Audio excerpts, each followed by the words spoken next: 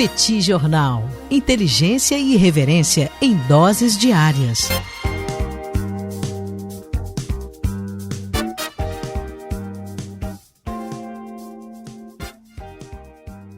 Olá, gente. Bem-vindos, bem-vindas ao Petit Jornal. Esse é o Bate-Papo 898. Estamos gravando numa live no YouTube do Petit Jornal. São exatamente 9 horas e 14 minutos da manhã de segunda-feira, 28 de julho de 2025. Cá está a dupla de costume, a dupla que você conhece de cor. Tanguy, o Bagdadi, animado, contente, preparado, revigorado, resiliente, retumbante, descansado, bastante descansado após um final de semana e tarifado. E chegamos na semana da verdade em relação às tarifas impostas ao professor Bagdadi. E Daniel Souza, que é esse que vos fala. Ao longo dos próximos minutos, vamos repercutir os principais acontecimentos internacionais dos últimos dias. Tanguy, eu estou vendo um e-mail aqui no início do descritivo desse episódio. Para que esse e-mail, Tanguy? contato@petitjornal.com.br. Ô, Daniel Souza, bom dia pra você. Como vai? Tudo bem com você? Bom dia. Como é que vai essa saúde? Tô tranquilo. Então tá bom. Esse e-mail, Daniel, vamos imaginar assim, alguém queira falar com o Petit Jornal.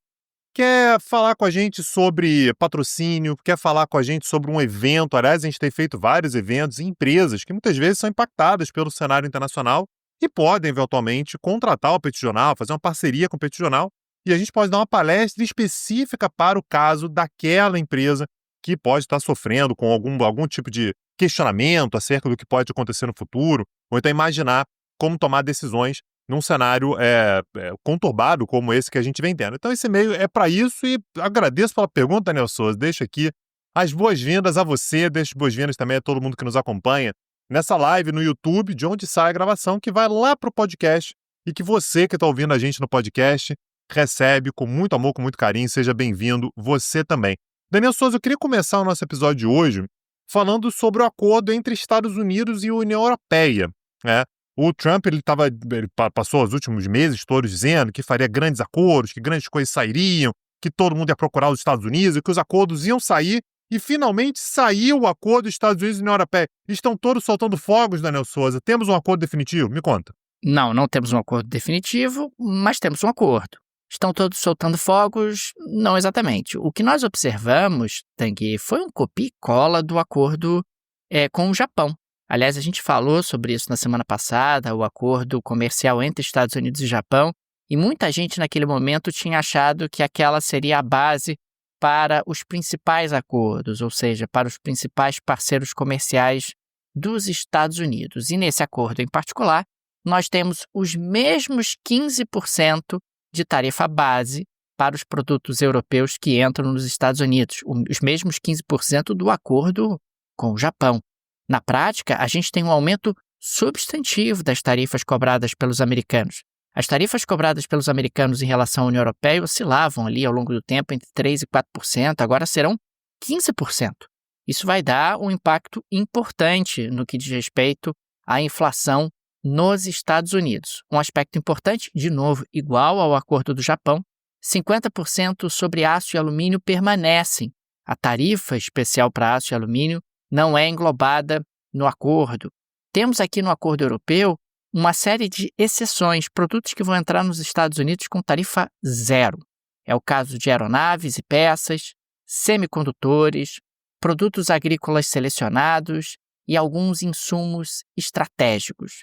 O interessante é que as tarifas relacionadas à indústria farmacêutica, que era um tema ali muito sensível, nós tivemos uma bola dividida, porque o Trump indicou que as tarifas para produtos farmacêuticos não fazem parte do acordo. A Ursula von der Leyen disse que fazia parte do acordo. Você vê que o acordo está bem amarrado, que é um acordo sólido, um acordo que não vai precisar de nenhum tipo de ajuste no futuro.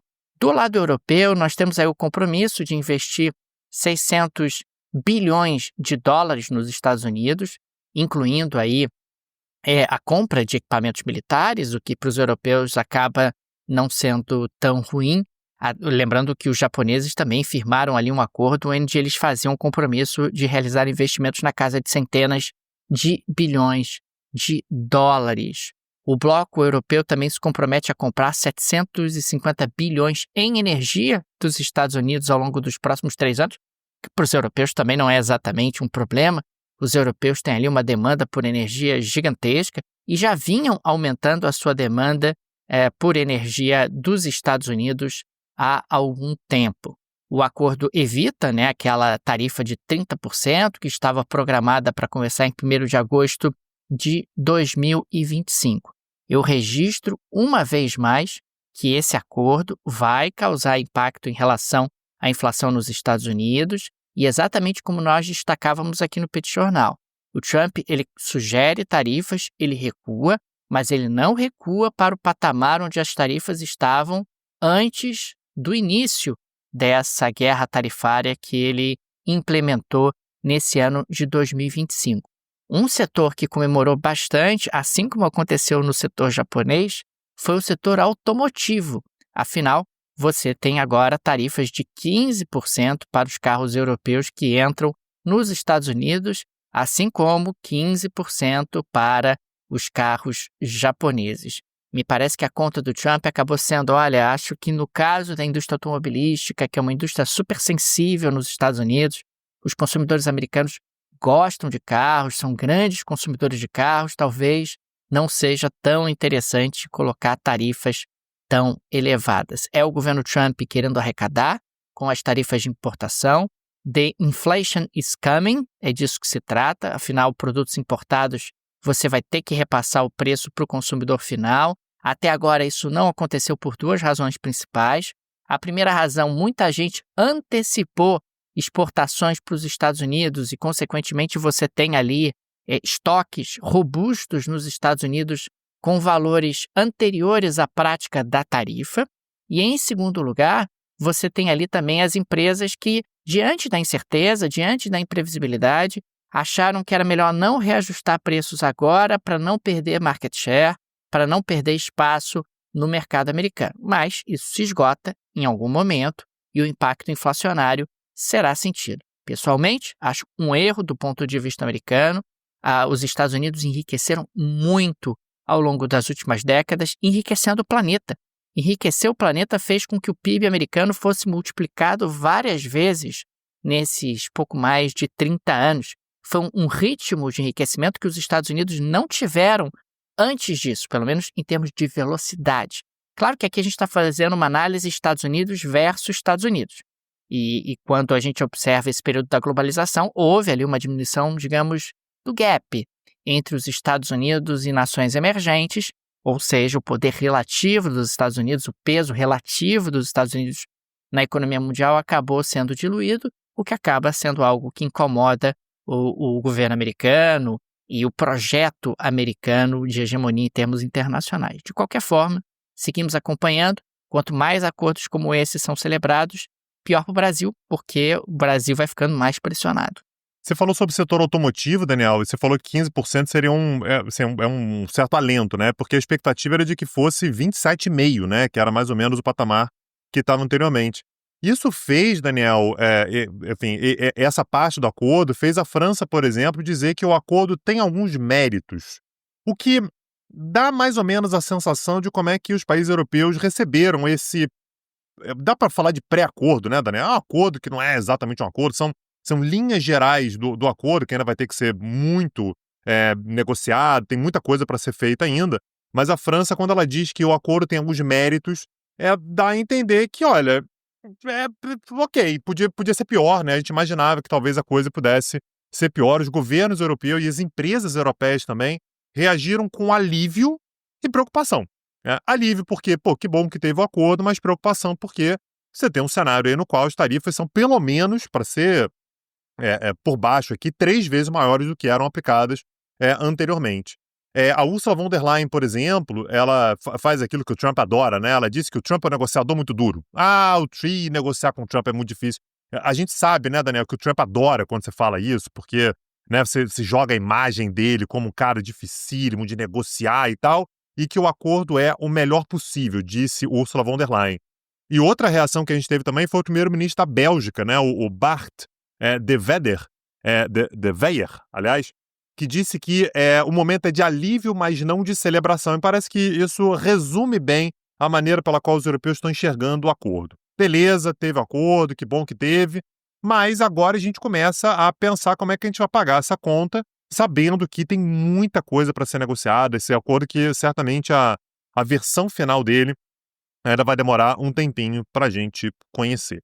Um outro assunto que eu queria tratar também, Daniel, que também aconteceu, eu ia falar desse final de semana, mas não, foi de algumas horas atrás, foi ao longo dessa última madrugada, foi um acordo que foi firmado entre as lideranças da Tailândia e do Camboja.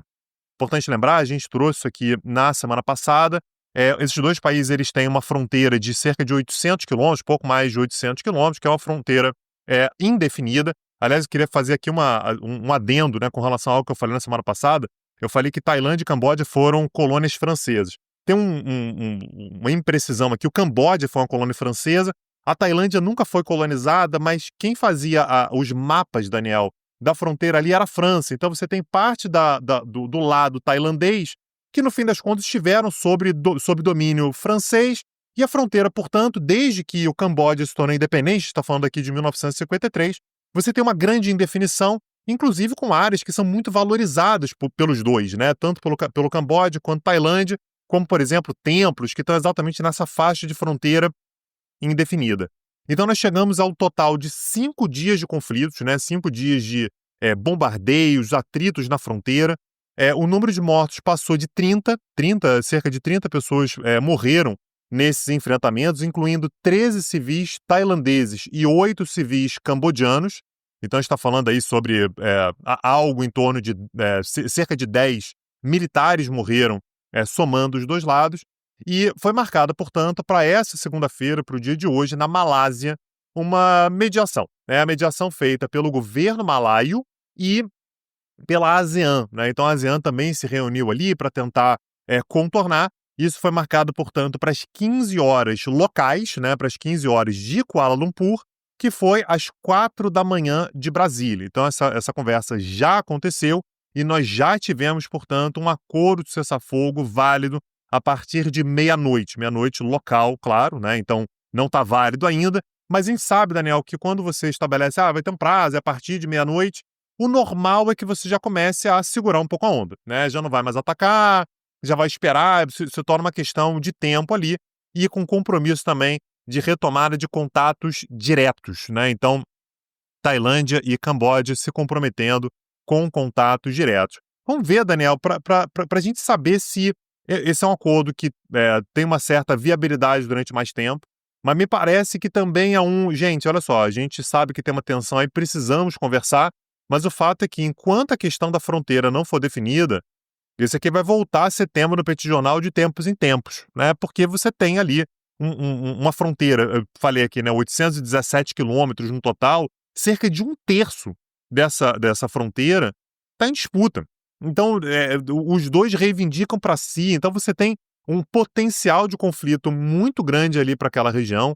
A Corte Internacional de Justiça, inclusive, já deu o seu veredito, né, a favor do Camboja, em boa parte das demandas cambodianas.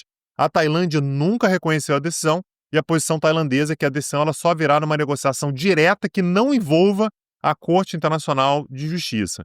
Então, Daniel, temos um cessar-fogo. Vamos ver se esse cessar-fogo ele se mantém durante mais tempo do que, enfim, as perspectivas se colocam nesse atual momento. Tanguy, é impressionante como às vezes money talks, bullshit walks, né? Porque temos aqui uma notícia que mostra que o pragmatismo às vezes se impõe. O governo Trump autorizou a Chevron a retomar operações de extração e exportação de petróleo, veja você, na Venezuela. Essa autorização ela tinha sido removida em fevereiro desse ano. Aliás, uma autorização anterior tinha sido concedida pelo governo Biden, a mesma Chevron, que tem ali uma operação importante na Venezuela há alguns anos. A nova licença tem duração inicial de 6 meses, podendo ser renovada sob avaliação futura. A Chevron poderá operar em joint venture com a PDVSA, veja você, e realizar funcionalidades como bombeamento de petróleo, swap e importação de insumos, mas existe ali um compromisso de que não sejam pagos royalties ao regime do Maduro. Mas se você está numa joint venture com a PDVSA, indiretamente o regime do Maduro acaba sendo beneficiado também. Mas enfim, fecha esse parênteses aqui, fecho esse parênteses.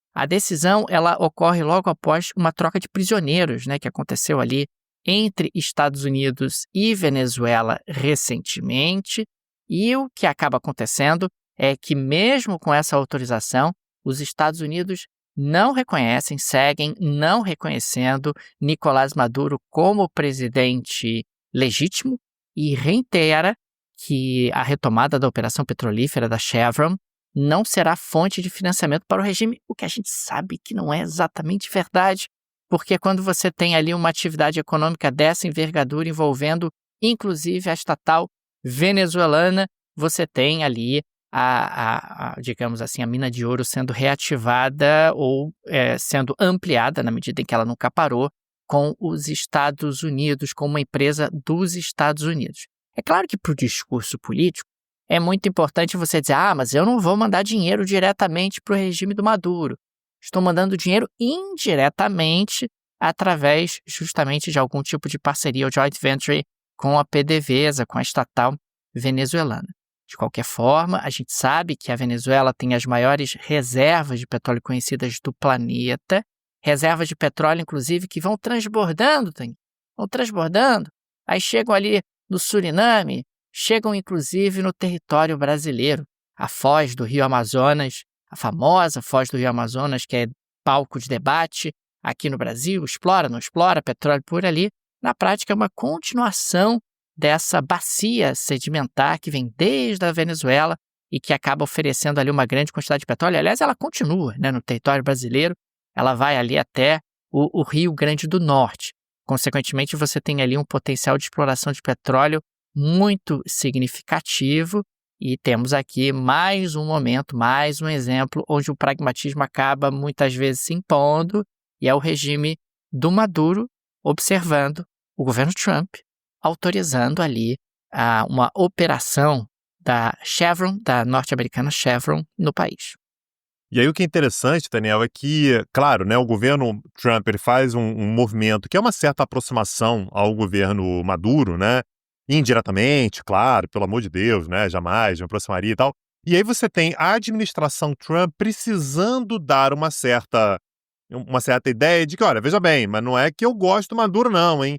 E aí o Marco Rubio, nesse final de semana agora, ele reiterou mais uma vez um discurso que ele já fez várias vezes, né, que é um discurso que o governo Trump fala muitas vezes, que não apenas, como você disse, Maduro não é o presidente da Venezuela, não é o legítimo presidente da Venezuela, como ele reiterou, Marco Rubio, secretário de Estado americano, reiterou que Nicolás Maduro é o líder do Cartel de los Soles, que é uma organização narcoterrorista liderada por Nicolás Maduro. Então é meio que uma tentativa de dizer que o Maduro, na verdade, ele é apenas um líder de uma gangue, né? E que ele tomou o país de assalto e que ele controla o país, mas que é um presidente ilegítimo. Então é interessante, né, Daniel, porque dessa maneira a comunicação do governo americano consegue dar uma certa munição para os seus apoiadores. Então veja bem, a Chevron não vai poder explorar petróleo lá na Venezuela? Pô, vai. Então o governo Trump tá pegando leve com o Maduro. Não, olha aqui o que o Marco Rubio está dizendo. O Marco Rubio está dizendo que o Trump é um presidente, né, que lidera o país a partir de um narcoterrorismo, né, um líder de um grupo narcoterrorista. Então é interessante como é que a retórica ela se coloca de modo a dar também instrumentos para os apoiadores do governo Trump. Daniel, queria fazer um comentário aqui também sobre Gaza, sobre o que aconteceu ao longo desse final de semana agora em Gaza. A situação humanitária em Gaza ela está cada vez mais grave, Daniel. A gente está falando agora sobre relatos que falam em 133 mortes por desnutrição, por inanição, pessoas morrendo de fome, incluindo 87 crianças, o que aumenta muito a pressão contra Israel por ajuda humanitária. A ajuda humanitária tem que entrar. A gente está falando sobre uma ajuda humanitária que entra a conta-gotas, né? Então a ONU, por exemplo, ela tem relatado a entrada de cerca de 100 caminhões de alimentos por dia. Só para a gente ter como referencial, já fiz essa comparação aqui em outros momentos, antes do início dessa guerra, a gente tinha entrada de cerca de 500 caminhões por dia, no momento no qual, naturalmente, a necessidade de alimentos ela era menor, claro, você tinha produção local, você não tinha uma destruição tão grande quanto a hoje. Então, atualmente, entra 1/5 do que entrava antes do início do atual cenário de guerra, o que, obviamente, aumenta muito a necessidade de alimentos, enfim, a ajuda humanitária se torna ainda mais importante. Dessa maneira, Israel anunciou uma interrupção diária de operações militares por 10 horas em áreas específicas de Gaza, 10 horas por dia. Então, segundo Israel, vai haver uma pausa de 10 da manhã às 20 horas, né? Então de 10 da manhã às 8 da noite, em determinadas áreas como Deir al-Balah e a cidade de Gaza, né? Que é um dos principais centros urbanos de Israel. Perdão, de Gaza. Né? A gente está falando, Daniel, sobre um momento no qual a pressão sobre Israel ela vem crescendo bastante, inclusive com vários países europeus se juntando em uma iniciativa de pressão a Israel. E o que é mais preocupante, Daniel, é que você tem, por exemplo, o porta-voz militar de Israel dizendo que o direito internacional está sendo seguido e que Israel permite a entrada de ajuda humanitária quando se aproxima de uma linha crítica e que, essa foi a parte que mais me impressionou, não há fome em Gaza. Segundo ele, não há fome em Gaza. Então, Daniel, a gente tem, de fato, um recrudescimento ainda maior, se é que é possível, né? Um recrudescimento ainda maior da situação humanitária em Gaza.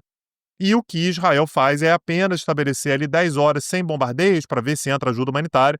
Cada entrada de ajuda humanitária tem sido um momento de grande tensão, inclusive com muitas mortes, né, causadas exatamente naquele momento ali de proteção ao pessoal que leva ajuda humanitária, aos caminhões e tudo. E aí, alguns países vizinhos se mobilizaram. Então, Jordânia e Emirados Árabes Unidos, por exemplo, lançaram por via aérea 25 toneladas de suprimentos, né? Então, lançando, enfim, por meio de aviões, para cair em Gaza e a população de Gaza ter um certo alívio. Mas uma situação muito, muito complicada, Daniel. Vamos acompanhar ao longo dos próximos dias. Mais uma vez, né, aquele tradicional ceticismo, né? Não acho que a situação vai melhorar tão cedo, né? Mas é importante, de qualquer maneira, a gente acompanhar. Dito isso, Daniel Souza, o que nós temos como geleia da Shakira nessa manhã de segunda-feira? Me conta. Tanque, na geleia da Shakira de hoje nós vamos para a Argélia, mais especificamente a cidade de Chetaib, que fica ali no nordeste do país, mais perto da fronteira com a Líbia, no litoral, uma pequena cidade argelina que tem cerca de 8.000 habitantes. Pois bem, agora no final de julho, o prefeito Laichi Alawoa decretou a proibição do uso de bermudas e sungas por homens em locais públicos. Segundo ele, as bermudas seriam indecentes e violariam os valores morais da sociedade local. O prefeito afirmou ainda que a população local não tolerava mais ver estrangeiros com roupas indecentes. A reação foi imediata, Tanguy. A medida causou forte reação negativa, especialmente de comerciantes locais, obviamente, turistas e até das autoridades da província, né, que estão ali acima do prefeito. Muitos destacaram que a proibição ia contra a tradição de acolhimento e hospitalidade da cidade. Entretanto, 2 dias depois, o prefeito voltou atrás e acabou revogando o decreto que ele mesmo tinha implementado. E, inclusive, ele destacou que ele nunca quis ceder à pressão religiosa, que o objetivo era apenas manter a tranquilidade da cidade que estava sendo ali impactada por esses homens, Tanguy, que andavam por ali de bermudinha, que andavam por ali de sunga. Que absurdo! Que coisa inadmissível, inaceitável! O prefeito tentou, mas acabou sendo obrigado a recuar. Afinal, os turistas trazem dinheiro, money talks, bullshit walks. É a velha máxima, Tanguy. Você acaba recuando por conta justamente da necessidade do vil metal, que acaba entrando através do turismo nesse balneário argelino. E assim, uma coisa que é importante dizer também, né, Daniel, que às vezes as pessoas elas pensam assim, Oriente Médio, Norte da África, é tudo a mesma coisa. E não é, tá? Assim, você pega ali aqueles países mediterrâneos, né, Argélia, a gente teve recentemente, né, Daniel, na Tunísia. Não são exatamente países profundamente rigorosos, né, com padrões religiosos, né? Isso, claro, você tem setores mais rigorosos. A Argélia, aliás, passou por uma guerra civil bastante longa, exatamente nessa discussão sobre se religião participando da política ou não. Mas, assim, é um país que tem uma abertura muito maior, inclusive, para hábitos que os europeus levam para lá e não há grandes choques com relação a isso. Então me conta aí, você que está ouvindo o Petit Jornal, o que aconteceria na sua cidade se a sunga fosse proibida. Conta pra gente. Lembrando, Daniel Souza, que o Brasil já teve um presidente que proibiu também o biquíni, né? Jânio Quadros, em 1961, proibiu o biquíni. Também não foi longe, né? Mas conta aí, o que aconteceria na sua cidade se a sunga ou o biquíni fosse proibido. Daniel Souza, dessa maneira a gente encerra o nosso episódio aqui, fazendo votos para que as pessoas acessem petcursos.com.br, porque inclusive temos um curso sobre Argélia, que está lá, Argélia e Angola, né? Falamos aqui sobre as terras dos nossos ancestrais, né? Meu pai nasceu na Argélia, o pai do Daniel nasceu em Angola. Temos um curso só para falar sobre isso, em meio a vários outros cursos que estão lá no catálogo, petcursos.com.br, acessa lá, que eu tenho certeza que você vai curtir muito os cursos que já estão lá disponíveis. Fica aqui também o nosso agradecimento aos apoiadores e apoiadoras do Petit Jornal, vocês que ajudam a manter esse projeto de pé. Fica o nosso carinho, o nosso abraço, o nosso muito obrigado a cada um de vocês. O Petit é uma mídia pequena, não tem nenhum conglomerado por trás, nenhuma produtora por trás, e por isso a ajuda dos nossos apoiadores é tão importante, e por isso registramos aqui o nosso agradecimento. Fica também o convite. Se você gosta do nosso projeto, se ele faz diferença na sua rotina, considere nos apoiar. No descritivo desse episódio tem várias alternativas. Tem uma chave Pix no descritivo desse episódio, uma maneira prática e instantânea de apoiar o Petit Jornal, dá para ativar o Pix recorrente, inclusive. Temos também o link para o Apoia-se, o link para o Patreon. Tenho certeza que uma dessas alternativas será confortável para você. É isso, Daniel Souza. Ainda hoje tem mais um episódio, hoje à noite. Um abraço e até a próxima. Valeu! Tchau, tchau! Petit Jornal. Inteligência e irreverência em doses diárias. Acesse www.petitjornal.com.br.